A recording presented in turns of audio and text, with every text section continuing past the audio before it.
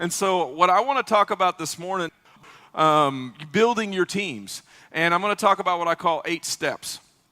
And those 8 steps I didn't make them up. Somebody taught them to me years and years and years ago. So when I got into World Ventures, I knew what made the idea work. And what I did is I focused on those 8 things. And they're not difficult. 2 of them I'm going to talk about in the beginning here, they're going to be the harder of the 2. The rest of them are all basically mechanical things. Here's what they are. Here's the first thing. The first thing is you got to understand or figure out what motivates you or why you're going to do this. If you don't figure out this part, this will never work. This is the fuel that goes in the gas tank, if you will. Because if you haven't been in very long, you might not know this, but I think most everyone in here, how many figured out that everybody you talk to is not excited about what you're excited about? All right. How many of you have driven across, 50, 60, kilometers, 200 kilometers across the country on an airplane, and you got there and the person that said was going to be there wasn't? That happened to anybody yet? Yeah, I see some of you that are down here on the front, are experiencing this.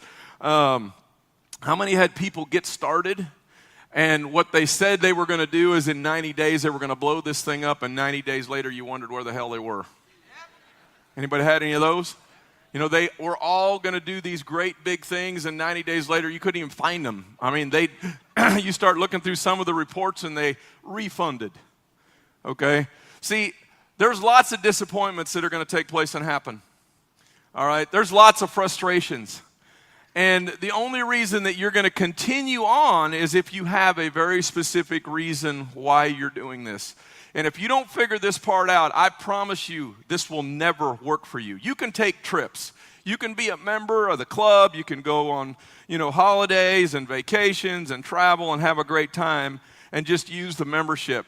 But what I will tell you is if you want to make a lot of money with this idea, and I'm assuming that you came here because you wanted to do that. Is that true?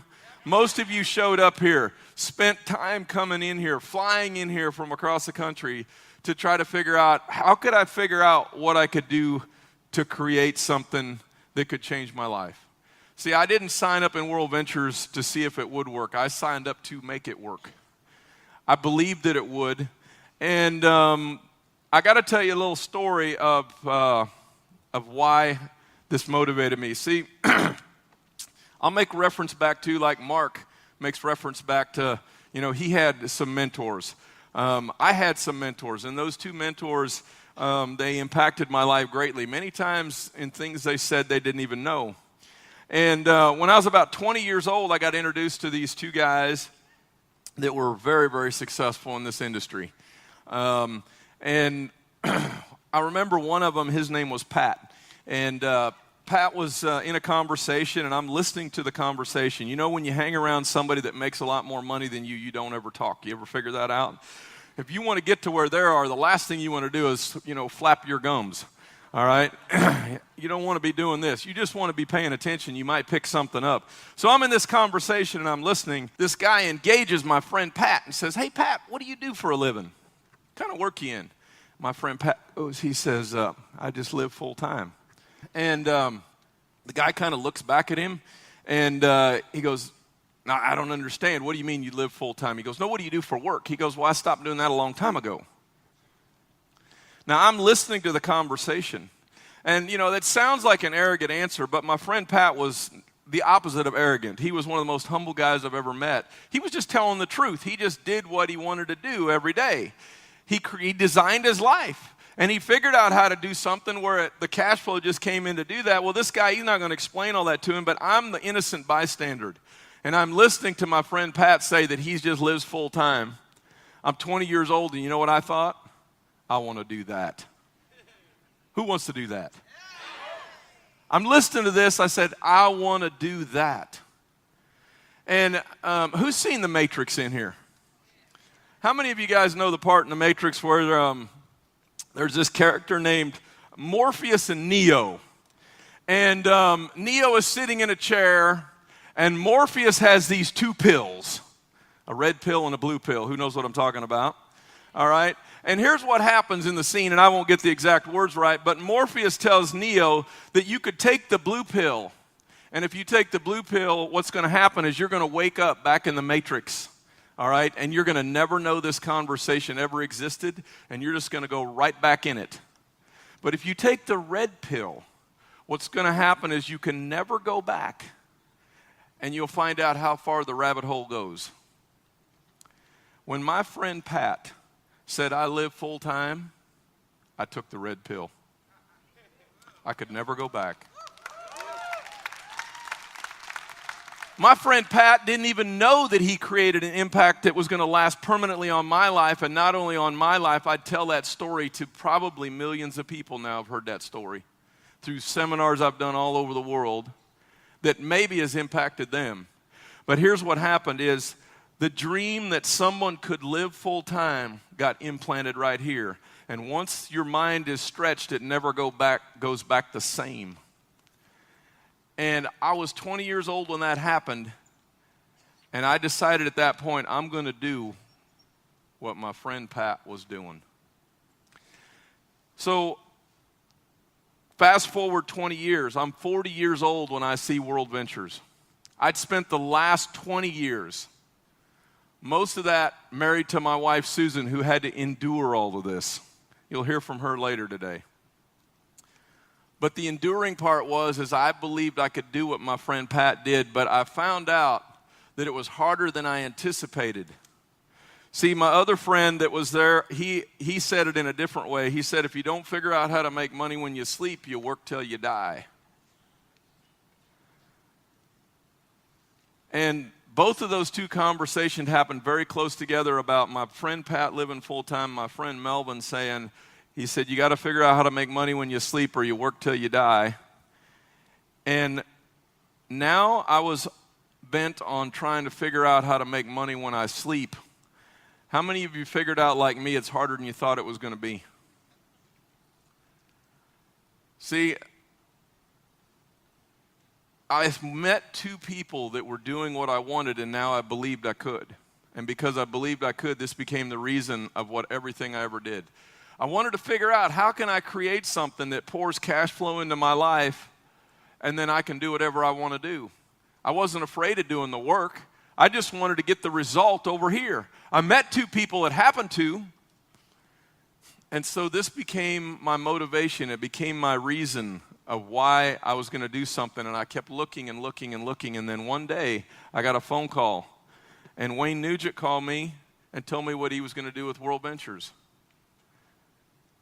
And it was in that moment in time that I believed I could live full time like my friend Pat, and I could do what my friend Melvin told me, is I could make money in my sleep.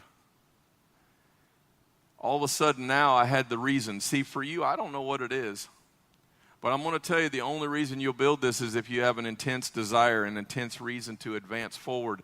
And if you don't do anything else this entire weekend other than figure out why you want to do this. See, there's a difference between wanting to do this and actually doing it. We all know that, right? Once you figure out the thing that keeps you up at night, that you wake up in the middle of the night thinking about, you'll stay out till wee hours in the morning sharing this idea with people. You'll drive a long distance and come home when no one was there. And then you'll go do it again and again and again and again. And one day, you wake up and you're living full time. See, that's what happened to me. When I was in the middle of it, I just hoped it would happen, but then all of a sudden it did. And I know I'm spending a lot of time on this first point. Some of you people that have the analytical personality are wondering, when is he going to get to point 2? Listen, point 1 is what you got to figure out this weekend. You got to figure out why you're going to do this. So once you figure that part out, now we're going to come to our second thing. The second thing is commitments. You got to make some commitments, all right? And I want to talk about what these commitments are. See, you're going to do this in addition to everything else you're doing. Your life is going to happen the way it's going to happen no matter whether you do World Ventures or not. And if there was one skill that I have, and if you'd ask my wife, this would be the one she would tell you. If there's one skill that you have, that I have, is that once I decide to do something, I don't get detoured. I look right over there, and I never deviate left or right. Once I decide I'm going over there to a fault, it's like nothing else exists. I got to get from here over to there as fast as I possibly can. So when I made a commitment to do this, see, life was going to happen anyway. See, what I found myself when I saw World Ventures is I was getting multiple calls a day from creditors because I owned 2 companies. One of those had went in the wrong direction, and I owed tens of thousands of dollars. And I had lots of financial problems when I saw this. So I've got this force over here, this committee out here of that's yapping at me saying they need me to pay these things. I've got another scenario on this side over here where my wife is extremely unhappy that I'm involved in this because it's just another thing to take away from our family. All right? Our relationship was not good at all. I got all the stresses of running 2 companies, and now I'm going to add something else in. But see, I believed this was the answer, and so I had to make some decisions. I had to make some commitments, and those commitments were tied to a couple of things. Part of it was tied to some money. I'm going to have to equip myself with some of the right tools. All right? I'm going to have to get to events like this. Because, see, I knew that if I didn't go to events like this, I'd never make it. But I didn't have any money to go to the events. I remember the events early on, we did this thing called acceleration trainings that Mark led, and we did them in a different city in the U.S. Every month. And so I live in Kansas. There wasn't going to be any in my state. There's only about 7 people that live there. Actually, a few more than that, but not many. All right? I live out in the middle of nowhere. So all these events, I'm going to have to get on an airplane, and I'm going to have to fly to L.A., to New York, to Nashville, to Orlando. And this is where these things rotated around to the major metropolitan areas because that's where the people were concentrated, and that's where the numbers of people were coming in. And so I got no money. I got to figure out how am I going to get to those events. This was at least $1,000 every weekend at the very minimum. Many times it was a couple $1,000s depending on where we went. And I had to figure out how to do that. So what I'm going to tell you is you're going to have to make a commitment. If you want to make money with this idea, and I'm talking a significant amount, you're going to have to get to the events. They're not an option. All right? I didn't make the rules. I just want to tell you what they are. Then you can choose whether you want to play by them or not. And so the commitments are you're going to have to get to the events. Obviously, you're here, you've done that, but there's a lot of you here that just about didn't make it. And who's got some people that had a reason why they couldn't come? Anybody? Yeah, you all got people you called that couldn't come or didn't show up or said they'd be here. Some even bought a ticket and they didn't show up. So your commitments are going to have to be based on getting to events. You're going to have to make a commitment that when they put the event in the calendar, you're going to have to go. And you go, well, what if it's on my birthday? What if it's on my anniversary? What if it's on my kid's birthday? What if? Listen, you can celebrate those things on a different day. Did you know that? You're going to say, well, I don't want to miss my kid's, 5th birthday. Do they know whether you missed it or not? I'm going to tell you when they will remember is when you're walking through, Orlando and you're going to Disney World with your kids. They're going to remember that one.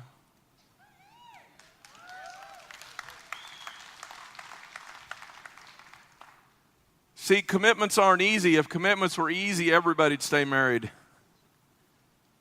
They don't. They're tough. See, this might be the hardest part for you with this idea is once you decide. See, making a decision is one thing, then committing to it. See, commitment is all about, I'm going to go ahead and proceed when it's not comfortable. I'm going to go proceed when it's tough. I'm going to move forward when all odds are stacked against me. I'm going to go forward when my wife or my husband or my friends or my family says you're an idiot for doing this. See, some of you are getting that. Commitment is I decided I'm going to do this when there's stuff on the internet that says this won't work. See, we had all those things when I first started. So you have to understand, when I started in World Ventures, if somebody said, hey, I want to see one of those dream trips, I had to tell them, well, we haven't got that far yet. We didn't have a trip. And you're going, you got to be kidding me. No, we didn't have any trips for the first several months, maybe 6 or 8 months. I can't remember how many. But what would take place is I'd tell them about a trip, and they go, what the trips look like? I said, I can show you, what we're going to potentially do, but we haven't got that far yet. But yet we put thousands in. Is that crazy? So the commitments are going to be a little bit of time, a little bit of money, and most importantly, you're going to have to stay committed to getting plugged into the training events. That's what you're going to have to stay in. So you become like the people you hang around. And if you hang around other like-minded people, then you become like those like-minded people. If you hang around people that are not like-minded, you become like those people. So the first 2, I think, are the toughest of the 8. You got to figure out why. You got to work on this day after day after day. You got to remind yourself what it is. You might need to get pictures. You might need to have something right on the front of your phone when it comes up to remind you, what is it, why you're going to do this? Why are you going to put yourself through this intense effort? See, most of it is up here. The work is not that hard. Most of it is how do you keep your mind right? And then the commitments just simply are tied back to the reason why you're doing this. Is everybody following what I'm talking about? All right, so now we get to the mechanical things. You got to make a list. We can do that, right? Many of you say, I got a list in my head. No, put it down on a piece of paper. I'm just going to give you a few tips. We're going to cover some of these other 8 steps in more details, as we go through the weekend. But you got to get a list down. You got to get the people there. And you got to always add to the list. I mean, there's people that you're meeting every day that have been on their knees the night before and they're praying. And the question becomes is, can God use you or not? And if you're not in action, he's probably not going to use you. So making the list, have it, put it down. If you're brand new in here, this is what I tell you is, let's get to the easy ones first. Just talk to you real brand new folks just for a minute. Is if I just got you started, this is what I'd tell you. I said, let's get your easy ones in the next 24 to 48 hours. Who are the easy ones? Mom, dad, brother, sister, best friend, somebody that you go to church with, somebody that you go hang out, and do whatever activities with, all right, whatever hobbies. These are your best. Let's get in front of those people quickly. Let's just show them right away. Because this is what I did. I just wanted them to know what I was getting ready to do because I didn't want them mad at me later because I didn't tell them. And that's the way I approached it. I simply, when I talked to them, I just said, hey, listen, this might fit for you, it might not. It really doesn't matter to me. The last thing I want to happen is you and I have been friends a long time. I want you to see what I'm getting ready to do. It's not what I think you should do with me. You see the difference? People join you based on where you're going, not what you're trying to sell them on. This is a big mistake that people make in the beginning. I got to convince them how great this is. No, let them know what you're getting ready to do, and you're getting ready to go like this, bye-bye if you don't come along. It's okay. And you know what? A lot of them get nervous and they want to join because they're afraid they're going to get left. I had lots of friends of mine that joined that built huge businesses, and the only reason they started, one of the first guys I called, his name was Dave Watson. All right, Dave Watson is one of our top earners in our company. And I called Dave on the phone. I said, Dave, I need you to look at a video. You like residual income as good as anybody I know. He goes, yes, I do. See, he owned health clubs. He was a college football coach. And what happened is my buddy Dave, he looked at a video. He calls me back. He says, are you doing this? I said, you think I'd be doing it? Do you think I would be calling you if I wasn't? He goes, that's what I thought. Sign me up. Dave just got in. He said, the last thing I want to know is I had a chance and I didn't take it and I hear about it later. And what happens is Dave gets in, you know how much he does? 0. He just sits there, but all of a sudden some people started getting added to his team, and one day he calls me on the phone, he goes, it's working, isn't it? I said, it sure is.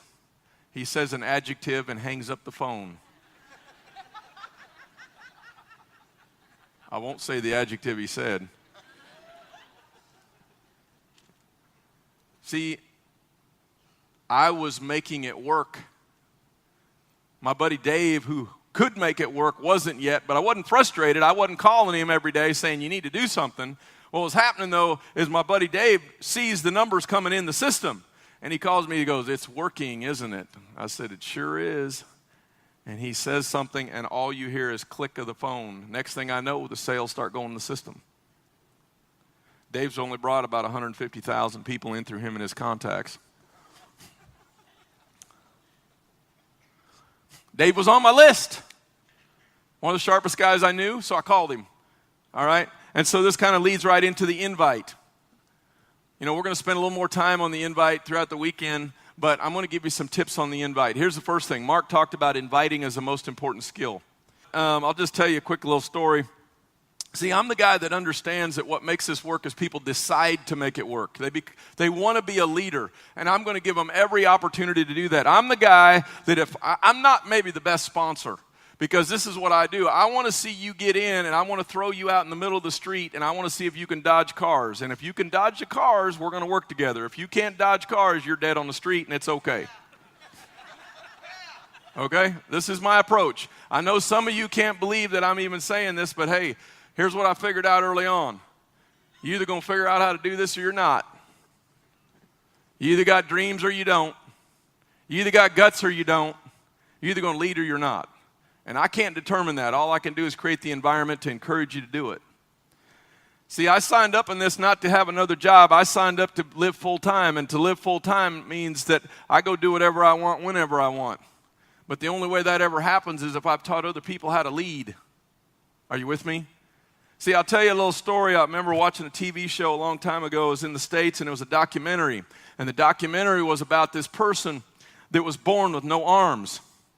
And this kid's probably, I don't know, maybe about 8 years old. And they're doing this documentary, and the mother is there and another woman that's interviewing the woman, and they're going through the day or a life in the day of this kid that has no arms. And so they're showing the kid getting ready and everything else. Well, the kid is trying to put a belt on with his feet. How many think that might be kind of hard? It is intensely painful to watch as the kid struggles to try to figure out how to get his belt on with his feet. And it's so painful that the person doing the documentary says to the mother, "Why don't you help him?" She said, "I am."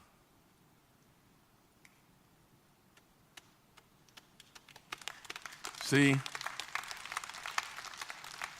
you've got to be willing to let the people that you're plugging into this learn it. They got to go through it to get to it, just like you do. You can't do it for them. They have to want to do it. So inviting to me is the start of this process. See, Mark said it's the most important part, did he not? So we have to start with the end in mind, which means I want you to learn how to invite. And the more that I try to teach you how to do it, what I find is the less you figure it out.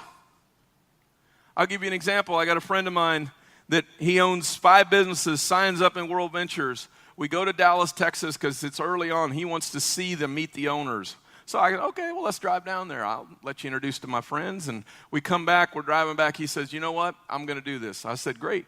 I said, we need to get this in front of 10 people as fast as you possibly can. And he goes, "Okay, what do I say to him on the phone?" I said, "Call 10. You'll know what not to say." He looked at me. He laughed just like you did. He looked at me. He just laughed. I said, "I'm not kidding you. You either got the guts to dial the phone or you don't." He goes, "You're serious, aren't you?" I said, "Yeah, get to dialing." I'm riding in my truck with him. I wanted to ride in the back of the truck. It was so bad for the first 5.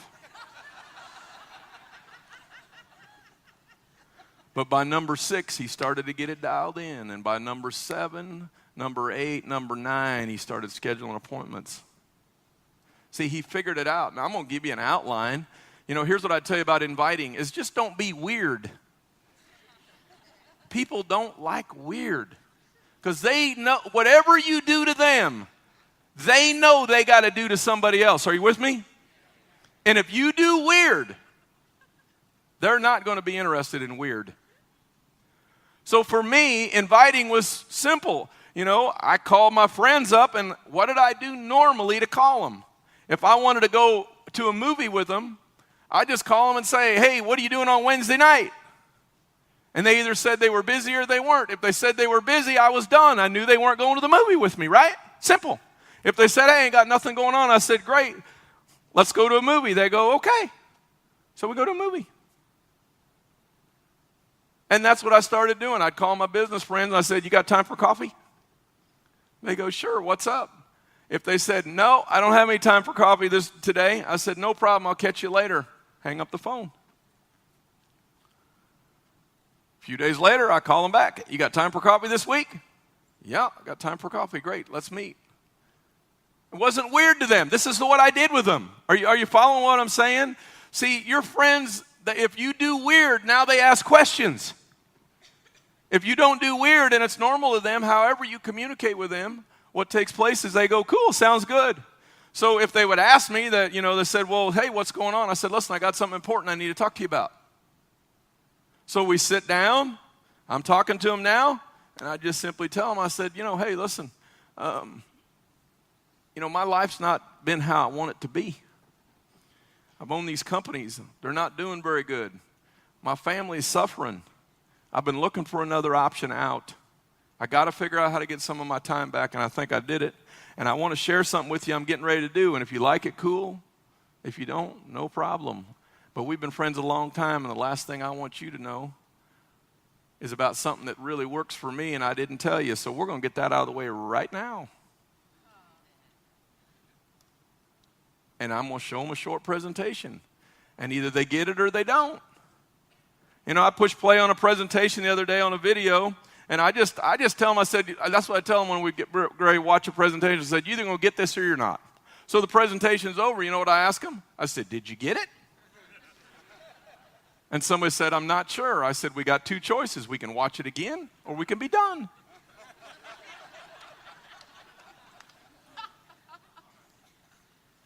It's only two in my mind, right?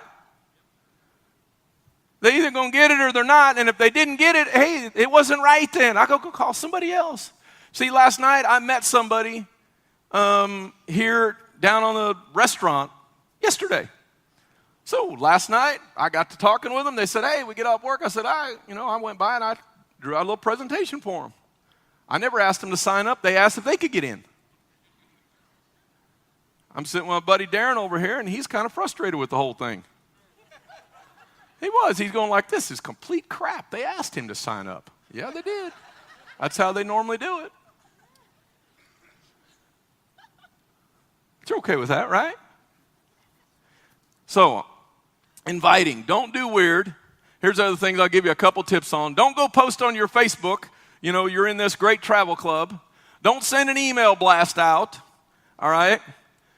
Use a text message or a phone call and just find out. Here's my easy ones. My brother, sister, mother, whoever it is, your best friends. Let's get those 5 to 10 out of the way quickly, and let's do it in 24 hours as fast as we possibly can.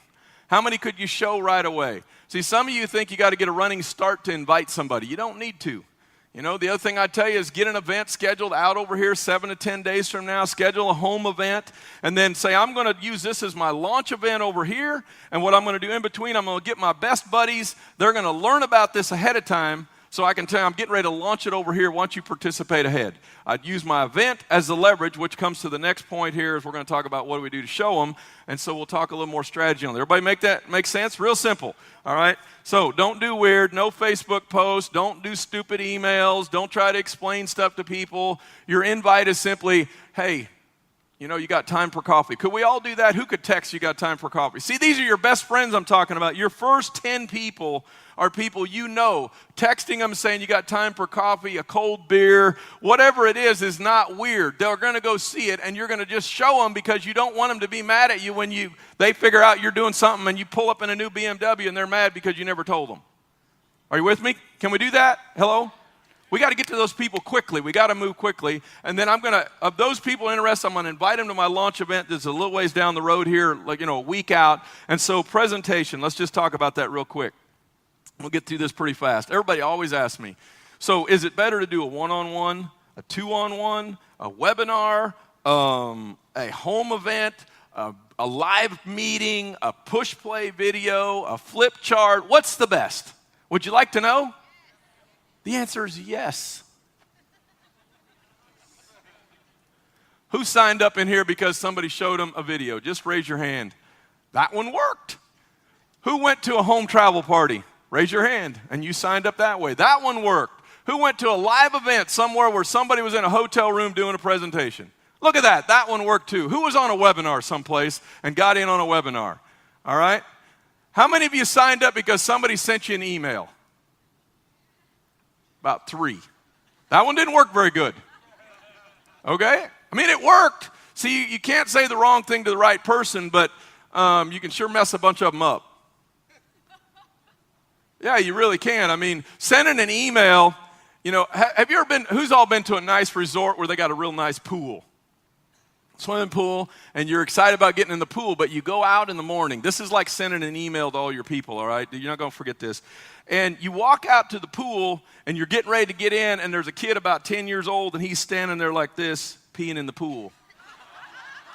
How many excited about getting in the pool? That's like sending an email. You just peed in your pool.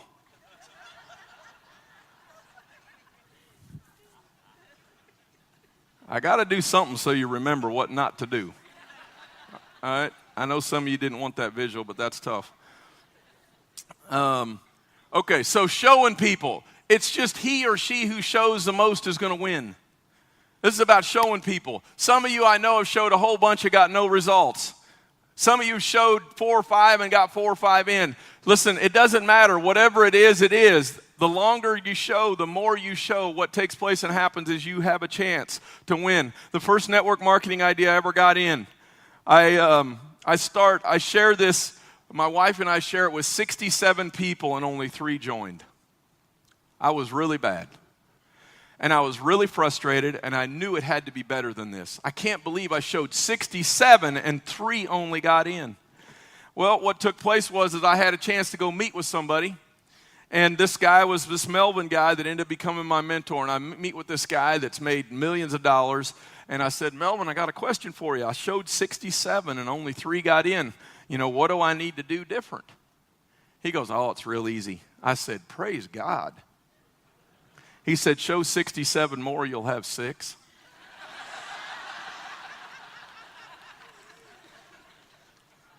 Now, when I was younger, I was pretty wild. And I was ready to jump across the table and whip his ass. I was not impressed. I was furious, to be honest. But you know what? That turned out to be the number 1 best piece of advice I've ever got in the history of this industry.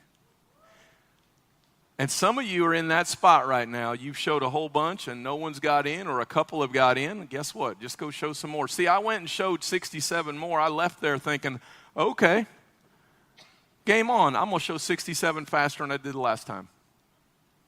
And I figured out that I'm going to do that. And what happened was, between my wife and I, by the time we showed about 236 people, we were making a couple thousand a month with that idea. I figured out that I got better. Figured out that my odds came back around. See, it was just a little bit of a test to start with to see whether I was worthy of the prize. You might be getting tested to see if you're worthy of the prize. So instead of whining, why don't you just go show some more?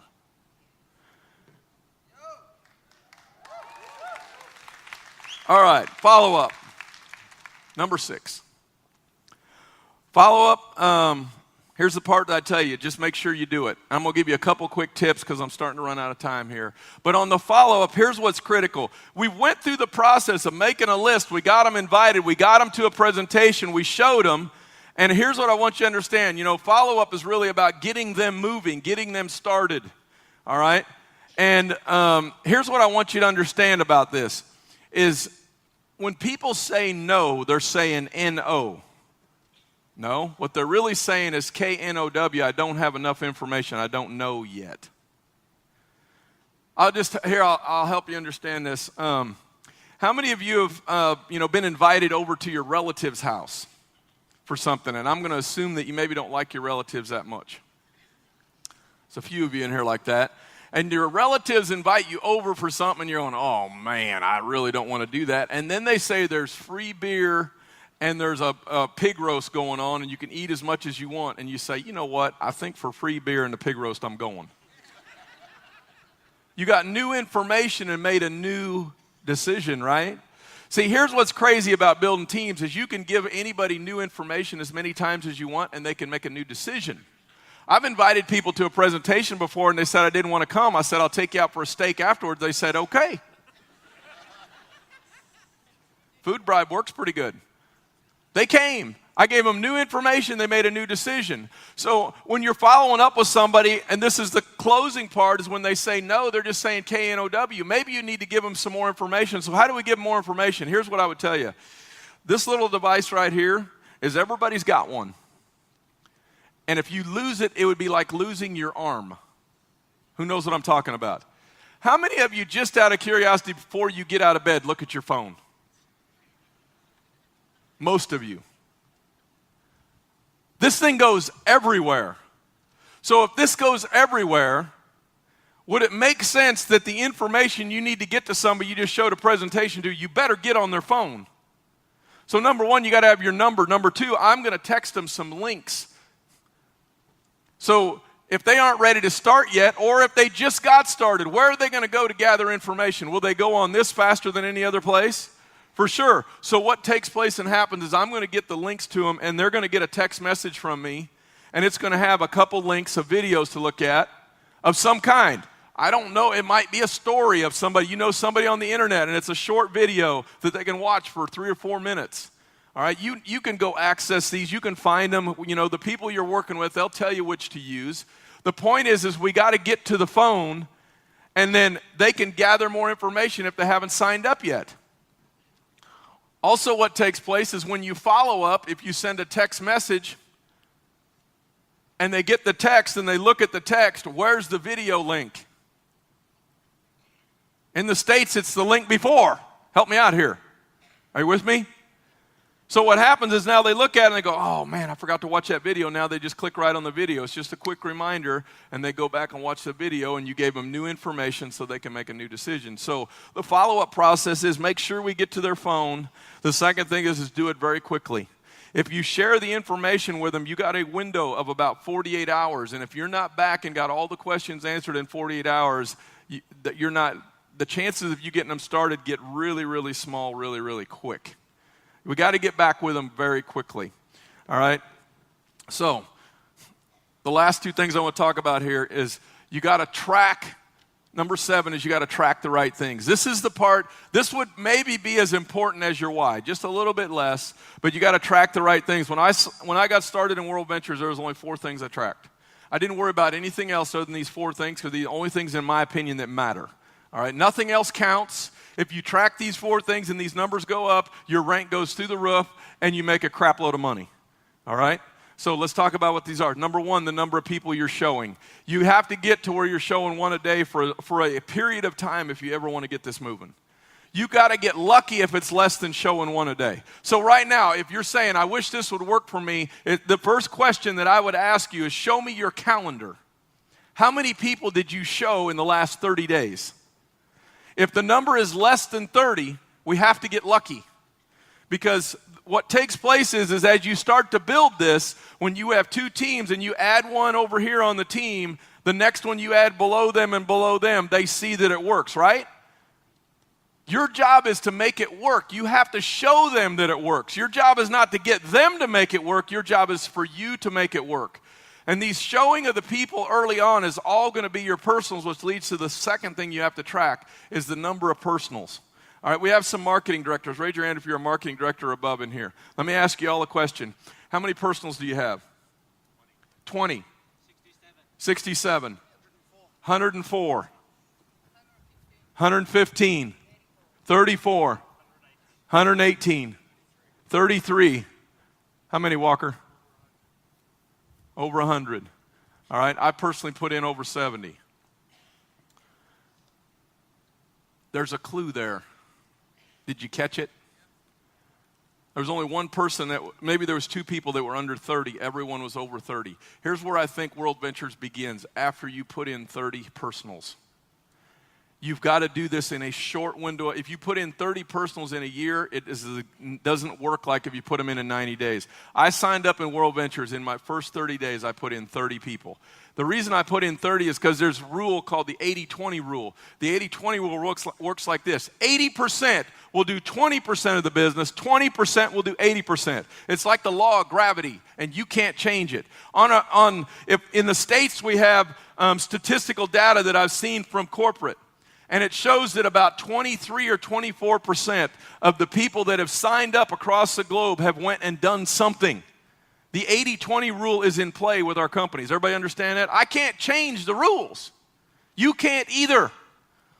And so if you have less than 30 people, that means you have less than 6 that are trying to attempt anything. Because 20% of 30 is 6. And for me, I needed about 3 on my left and 3 on my right that wanted to try. These aren't people that go make IMD.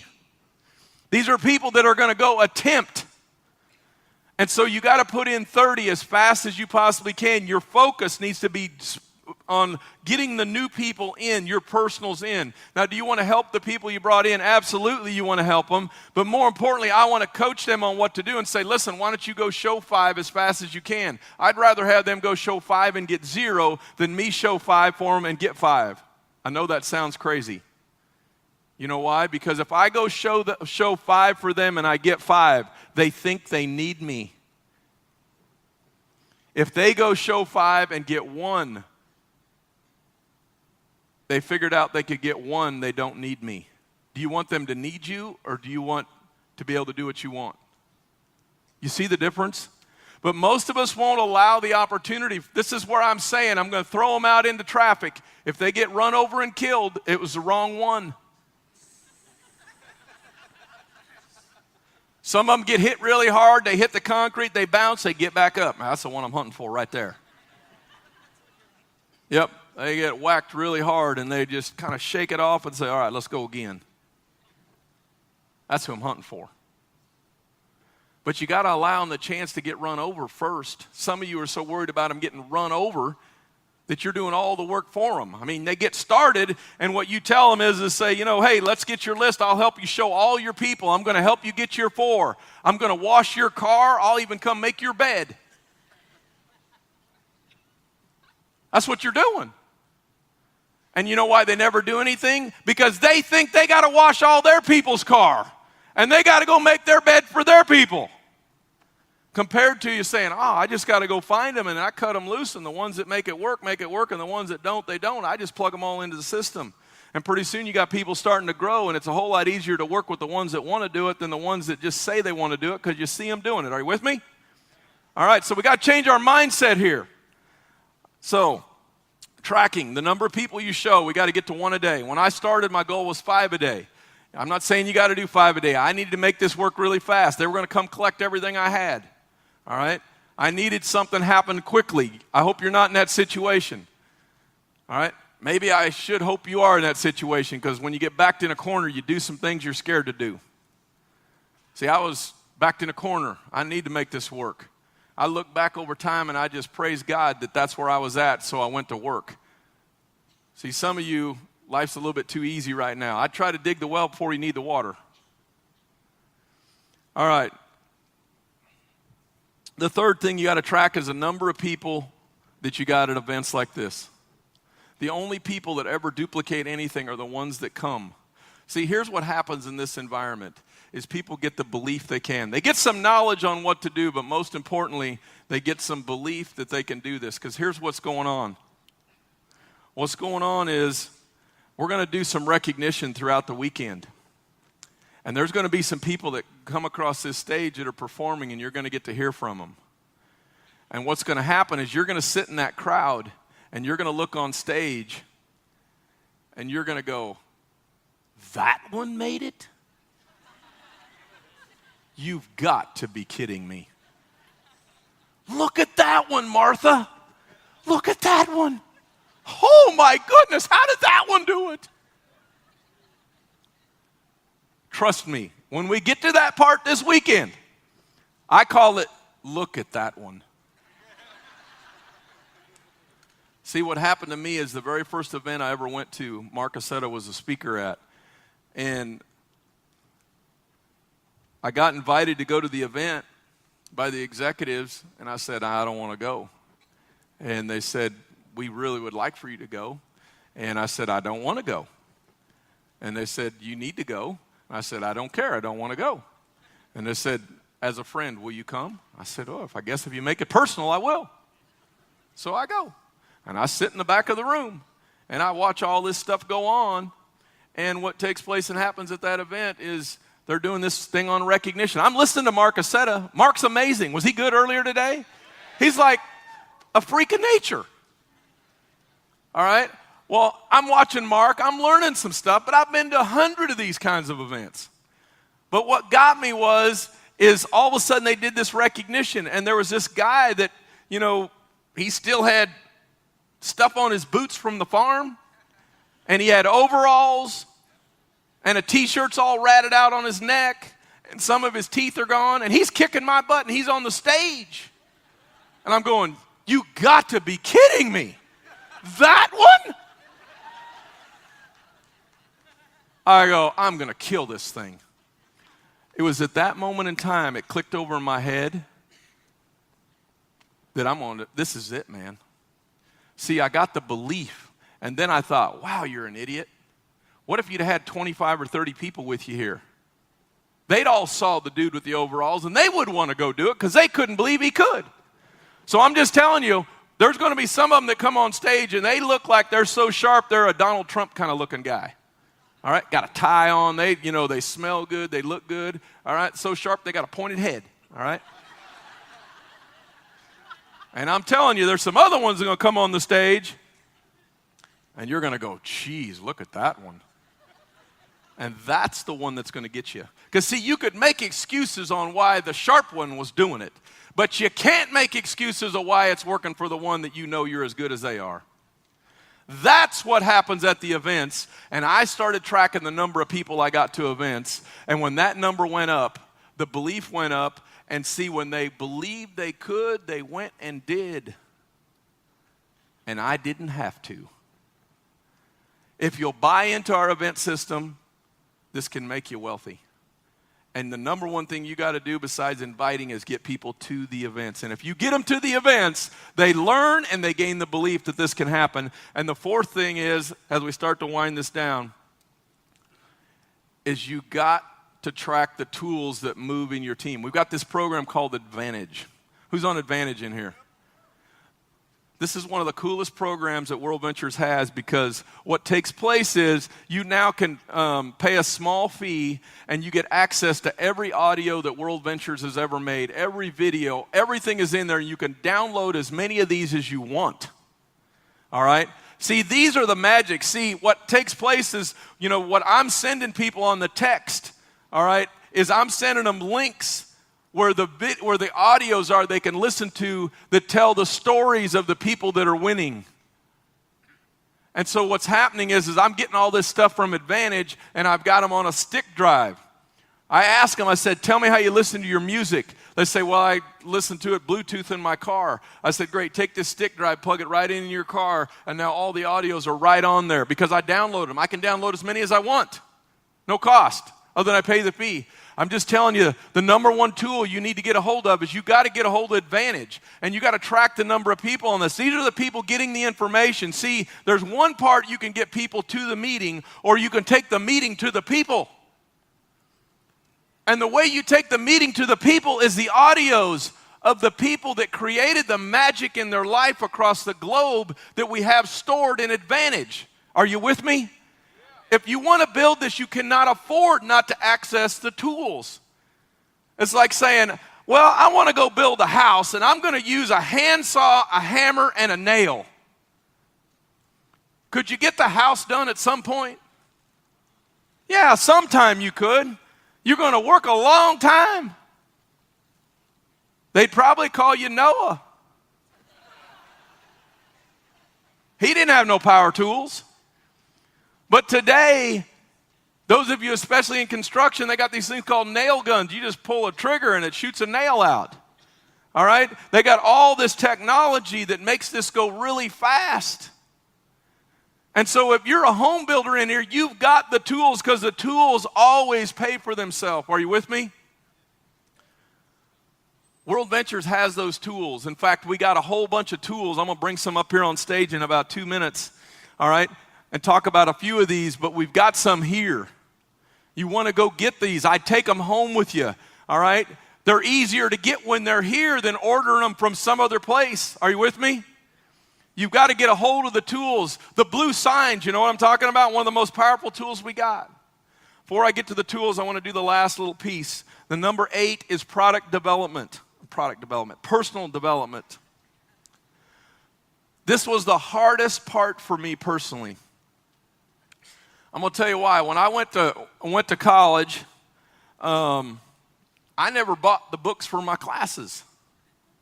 See, I like to hunt and fish, and I thought that's money I could use on my fishing pole. So I was going to sit by a pretty girl in class, and she had a book, and she knew the answers. And I owned businesses in school when I was in college, so if I needed to pay her, I could. I'm not saying this is right. I'm just telling you what I did. And so when they said you need to read some books, I remember asking one of my mentors a question, and he said, and we were talking, he goes, you need to read this book. I go, I don't like to read. He said, that's not a qualification. See, I started reading some books because what I learned was I got to figure out how to advance my skills, and that's in audios, and it's in books and events. And so in the personal development side, I'm going to give you a little basic thing that I did. I would find you a book that's recommended by somebody in your that's a team leader, all right? And I'd start reading 10 pages a day. Who thinks they could do 10 pages a day? Did you know that's 10 pages more than your neighbor's going to read? 10 pages a day over an entire year. How many pages is that? Over 3,000 pages. I'm just telling you, if you read about 3,000 pages on any topic, how many think you'd be better at that topic? Why not get some books that help you advance this personally, your personal life, understanding the network marketing industry, 10 pages a day. Just do it relentless, 10 pages a day. Some of you are going to do way more than 10. Some of you will say, I'm not going to do any. Okay, stay where you're at. Let's start doing 10 pages a day, and then I'd get you an audio. Get on the Advantage program and listen to 15 minutes a day. I don't know if you could only listen to 15 minutes, but I'd go get you some audios. I'd go download them. I'd put them right on your phone, or I'd put them wherever you listen to music, and I'd just play them over and over and over, and just try it for a period of time that's the only thing you listen to, and watch what happens. And then after you do it, see if you get 10 people in your team to do that, and watch what happens. It's crazy what takes place.